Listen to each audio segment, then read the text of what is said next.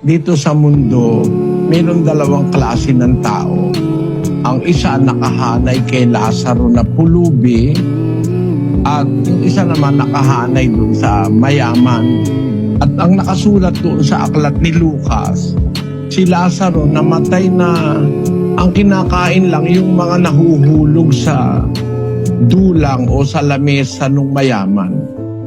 Nung dumating na sila sa pagharap sa Diyos, ang sabi ng mayaman, nandun kasi siya sa pagdurusa, Amang Abraham, maawa ka sa akin. Suguin mo si Lazaro upang itubog ang daliri niya sa tubig para palamigin ang aking dila sapagkat nahihirapan ako sa alab na ito. Datapot sinabi ni Abraham, Anak, alalahanin mo na ikaw ay tumanggap na ng iyong mabubuting bagay sa iyong pamumuhay. At si Lazaro sa gayon ding paraan, masasamang bagay. Datapot nga'y inaaliw siya rin ikaw ay nasa kahirapan. If we are to judge dito sa buhay na ito, parang something is unfair. Parang walang equity.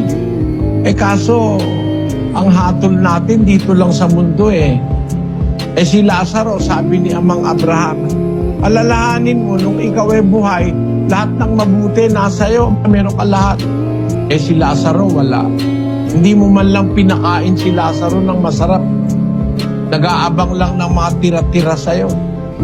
Dito na ngayon, inaaliw na siya. Ikaw naman nandyan sa kahirapan. Ang ibig sabihin ng talinghaga, hindi tayo dapat humatol sa buhay na ito lang.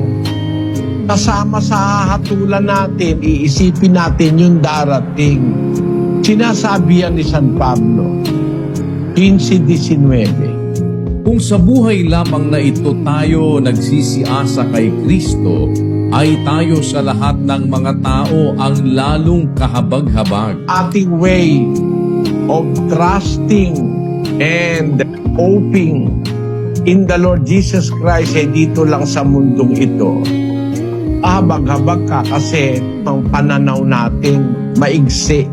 Ang buhay kasi hindi lang natatapos dito. Meron pong tinatawag na kabilang buhay. Kaya halimbawa, api ka man dito, sa kabilang buhay hindi naman papayag ang Diyos, api ka pa rin. Sa 6:20 ng Lucas. At itiningin niya ang kanyang mga mata sa kanyang mga alagad at sinabi, Mapapalad kayong mga dukha sapagkat inyo ang kaharian ng Diyos. Mapapalad kayong nangagugutom ngayon sapagkat kayo'y bubusugin. Mapapalad kayong nagsisitangis ngayon sapagkat kayo'y magsisitawa. Mapapalad kayo kung kayo'y kapuotan ng mga tao at kung kayo'y ihiwalay nila at kayo'y alimurahin at itakwil ang inyong pangalan na tila masasama dahil sa anak ng tao. Mangagala kayo sa araw na yaon at magsilukso kayo sa kagalakan sapagkat narito ang ganti sa inyo'y malaki sa langit sapagkat sa gayon ding paraan ang ginawa ng kanilang mga magulang sa mga propeta. Ang nakikita mo kasi ngayon, hindi mo na ipo-consider yung bukas, makalawa. Mabubuhay lang naman tayo sa lupa, mahaba na 80, 90, 100. Aba, yung hinaharap, eternity yun Ano ang gusto mo? Maginhawa ka ngayon for 100 years? O mahirapan ka na for 100 years? At magtamo ka naman ng buhay na wala hanggan? Maging maligaya ka forever? Wala ngang comparison Kaya lang tayo nagkakaroon ng doubt kasi ang comparison natin kulang sa isang lugar. Para bang ang comparison natin dito lang Pero kung i-consider mo yung minaharap, lalabas nga, mas malamang ka sa pakinabang o sa biyaya 8:18 ng Roma. Pakinggan nyo.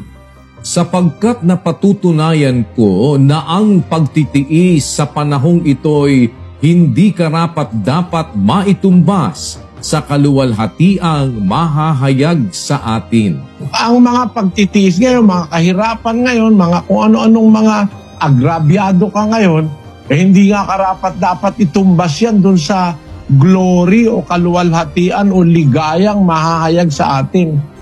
If you are assessing things, considering the afterlife, kung i-consider mo yung hinaharap. Pero kung dito lang, lalabas nga agrabyado. Para bang may question ka, ba't ganun? Mabait naman tao, hirap. Hindi po ganun ang Diyos. At ang Diyos, ang kanyang proseso, hindi natatapos dito sa lupa.